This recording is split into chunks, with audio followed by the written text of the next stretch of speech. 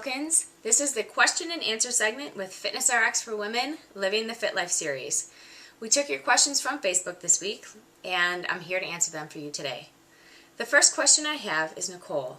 Can you please explain blood pressure and cholesterol? Blood pressure and cholesterol are two numbers that everybody should know. And if you don't, make sure you go get your physical done, because these could actually help save your life, especially if you have family history of heart attacks, strokes, high blood pressure and high cholesterol, and heart disease. Now first I want to talk about cholesterol. The cholesterol is going to have to be performed at your doctor's office because you're going to need to get blood work done. And you're going to get a thing called a lipid profile. Now the total cholesterol should be under 200. There are three numbers that you should pay attention to when reading your total cholesterol. The first one is your LDL. Now LDL cholesterol is the bad cholesterol. This number should be under 100. And what LDL cholesterol does is clog your arteries. HDL is what I like to call the happy cholesterol. HDL, the higher it is, the lower your risk. So 60 and above is what they recommend. And what HDL does is help push the LDL through the cholesterol to make the blood flow smoother and more fluid through your arteries. The third one is triglycerides. Triglycerides should be less than 150. And what they are fats that are carried through the blood from excess calories, sugar, alcohol that we consume, and is then stored into our fat cells. So again, the total cholesterol number should be under 200. The way that you can prevent high cholesterol is not just by eliminating foods with cholesterol in them.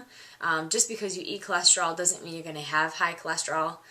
The ways that you can improve that number, or all three of those numbers, is by exercise, which is the number one way to improve HDL, the happy cholesterol. Watching your alcohol, watching the sugar that you eat, and watching your saturated fats. So high cholesterol can increase your risk for strokes. It's going to be very important to pay attention to that number. Next, I'm going to talk about blood pressure. Blood pressure is known as the silent killer because oftentimes you can't feel that you have it. So it's important to measure this at least once or twice a year. You can get a blood pressure cuff at your local pharmacy.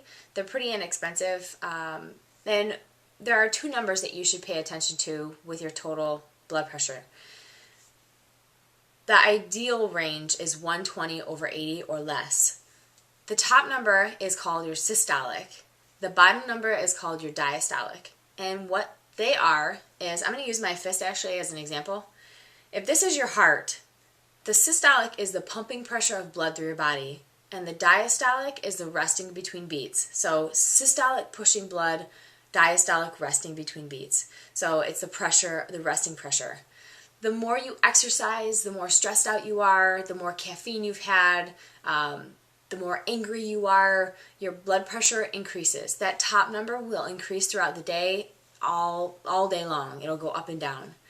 The bottom number doesn't really change a whole lot, but in order for your blood pressure to go down on a regular, consistent basis, you want to watch your alcohol again. Sodium plays a huge factor in blood pressure.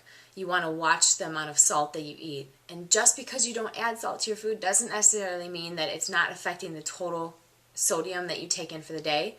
A lot of processed foods add salt to make it taste better. So on the back of the nutrition facts, make sure you pay attention to the sodium. And also exercise. So cholesterol and blood pressure kind of go hand in hand. If you have high cholesterol, it makes it tough for the blood to go through the arteries, so it may increase your blood pressure, which then could lead to heart attacks. So it's not only important for exercise on the outside, but also important to exercise and eat healthy for the inside. So increase your fruits and vegetables, watch your fats, saturated fats. You want to increase your good fats, increase your lean proteins, have complex carbs. Eating whole natural foods is ideal to keep these numbers in a healthy range. What makes some people have the six-pack and others not? Well, unfortunately, we all are not blessed with genetic ripped abs all year round. Some people are, and God bless them. But for the majority of us, you can do as many crunches, as many leg lifts, etc. as you want to in the gym. And sure, you're going to build a great core strength, and you're going to decrease your risk of back injuries and stuff like that. But in order to remove the layer of fat covering your abdominals, you're going to have to change your nutrition, which means all the things that affect all your blood pressure and cholesterol numbers are going to affect your body fat. So watching your alcohol, eliminating your sugar, all the fun stuff. You guys just eat as clean, whole, natural foods as possible, and exercise. It's in combination. And you'll eventually see those abs. The next question, Nicole, I had knee surgery on Wednesday. Pre-surgery, I was very active. Since I can't work out, how can I prevent weight gain? One of the things that I stress to people who have had injuries and surgeries is while you're in bed rest or you can't really do a whole lot of active stuff that you did before, make sure that you could decrease your calories slightly, but if you are just sitting in bed and not following any type of clean, whole eating nutrition plan, the weight gain is going to come on a lot faster. Once you can start walking, I would recommend going into the pool. It's a little bit less impact, and it'll help get the blood flow going. It'll help increase your range of motion and flexibility and strength so that it'll make it easier for you to transition back into your normal routine. So the number one thing is to make sure that you're eating clean while you're on, right after you had your surgery, and you'll be fine. The next question is, if I'm not feeling well, should I still work out or take a day off? This is a really good question I get quite often, especially this time of year. If it's below the neck, so if you're feeling achy, if you have a high fever, you have chills, I would recommend staying home.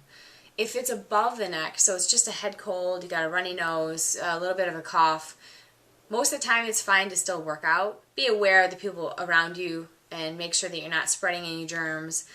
But most of the time it's okay to train if it's above the neck. Now, if you feel like it's going to make things worse, then please stay home. It's nothing worse than making a cold into full-blown bronchitis or pneumonia. So just be smart about it. A couple days off from the gym will make you feel better, make you feel stronger, so you can come back better than ever. So I hope that answered some of your questions. Until next time, keep asking questions on Facebook and keep living the fit life.